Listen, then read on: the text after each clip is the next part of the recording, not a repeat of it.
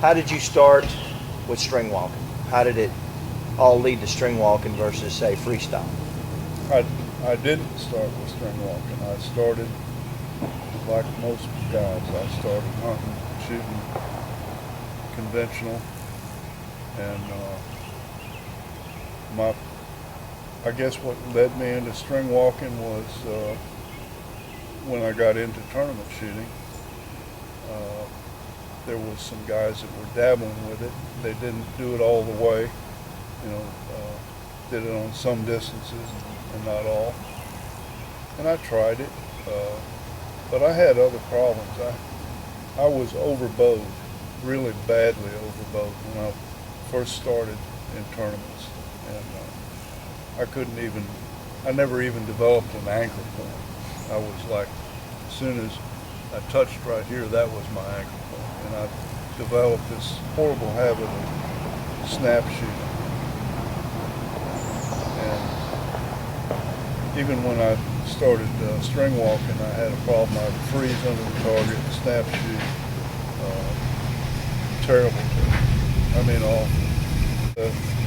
One of the first big problems I recognized that I had was I couldn't hold on the target. I couldn't aim like everybody was aiming because I was snap shooting.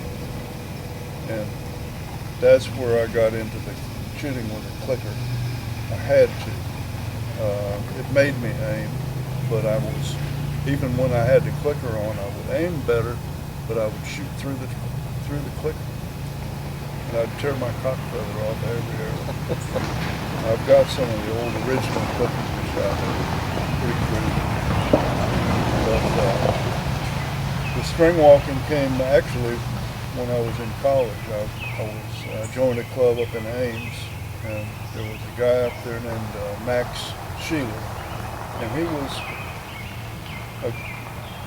about a 400 shooter. Back in those days, that was A class. And he was in the bottom of A class, and he helped me get started. And I taught myself after that.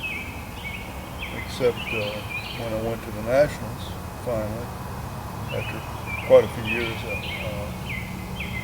that's where you learn stuff. You start, if you get lucky enough to shoot with the guys that are really shooting well, that's where you learn. And that's how I got into it and how it evolved. Right. It was not easy, and I was really poor for a long time. There's a handful of guys still out there that are string walking a recurve.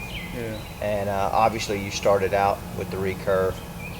Tell me the evolution that took the NFAA Barebow class from recurve into the compounds. Well, in my case, again, it was, you did what the guys that were beating you did. And I had won a couple in 72 and 3, and up until that time, I'd only seen one guy shoot a compound barebow, and that was in 72. A guy from New York had one, and at least that's the only one I remember. And 74, I went to Colorado with a recurve with an overdraw. And that's when there were several out there that year. And Dave Hughes shot and won very handily with the compound.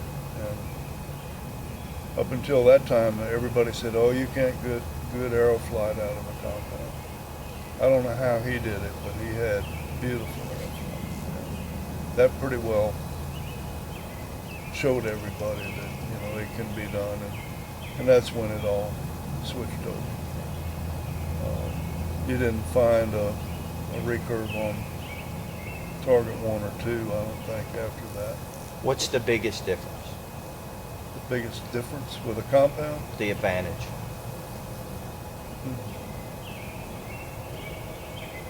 I guess the speed is probably it. We were still lobbing arrows with the recurves. We didn't have the light carbon arrows that you have now. And aluminum arrows are pretty heavy, really. Maybe not compared to the old old fiberglass arrows and the old wood arrows, but they're pretty heavy, and the speed was incredible. Initially, we all thought that you had to have a low let-off on a compound in order to be able to shoot it. We were looking for 30% let-off.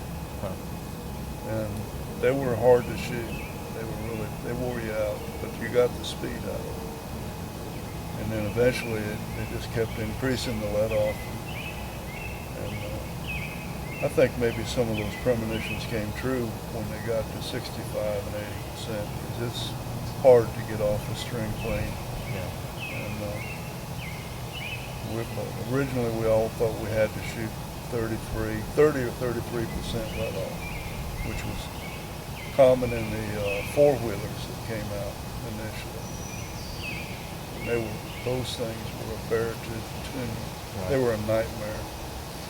You've hit around on something that I'd like to ask you about, and that is, it sounds like the top guys in the field were constantly tinkering, experimenting, trying new things to see how you could get that edge. Yeah. Is that the case?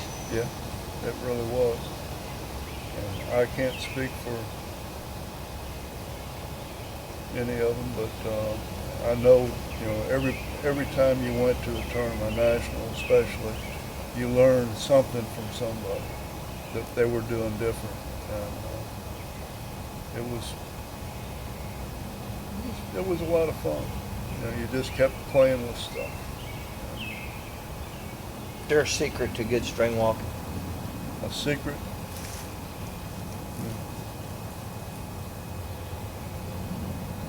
I don't think I can answer that. Everybody has their own aiming system, crawls, the way they figure out where to aim. There's still string walkers that are gap shooting. It seems kind of silly, but there are, and they do well.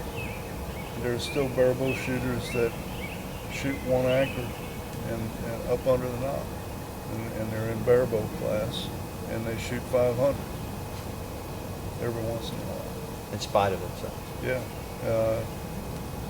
and then you still got,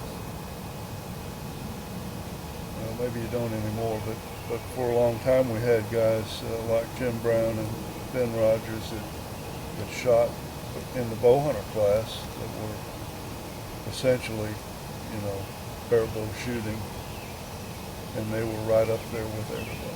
Now, that brings up an interesting point. I mean, bow hunter class to barebow is like traditional class to barebow, except you're using a recurve in a traditional class and a compound Right. in the compound category.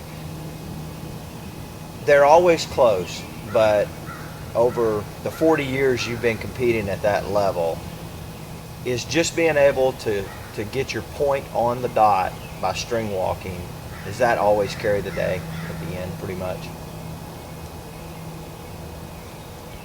Pretty much, particularly early when it was still recurves. That was a big edge with recurves. When the compound came out, the bow hunters closed the gap and actually exceeded some string walking scores. And if you look at the record book, I believe some of the bow hunter records, national tournament records, are actually higher than barebow. Ben Rogers, Jim Brown, I think actually had some higher scores. Wow. But they only did it a few times, and most of the time the string walk would come out on top. Most of the time. You've shot with just about every top-level barebow shooter since the 60s. Who's the best archer you've ever shot with, and what made him so? Well, hands down, my friend David Hughes was the best. I've always said he was the best archer I ever met, let alone barebow shooter. He was extremely talented. He could shoot almost anything he wanted to shoot. And I beat him a couple times, but I beat him when he wasn't at the top of his game when I beat him. If you look at two tournaments in particular, 1969 Nationals, when he just blew the records away with a recurve. And then the 1976 Nationals, which was the last Nationals with the old 5-3 scoring. He averaged over 550 out of 560. And those are incredible performances. And it wasn't, the target was easier to score then, but most of his shots were around the dot. He wasn't using up the 5 ring like the rest of us did. He was on the dot. Besides sheer talent, what made him different as an archer? I don't know. He did sheet metal work, so he worked with his hands, and he was exceedingly strong through his shoulders and chest. He was very strong and very smooth. When he would pull through the clicker, it was one motion. There was no hesitation. He would set up about a 1/4 inch back, and once he started drawing, squeezing the shot off, he never hesitated. It just went through smooth every time. It was a thing to watch, I'll tell you. And nothing like what you see when I shoot.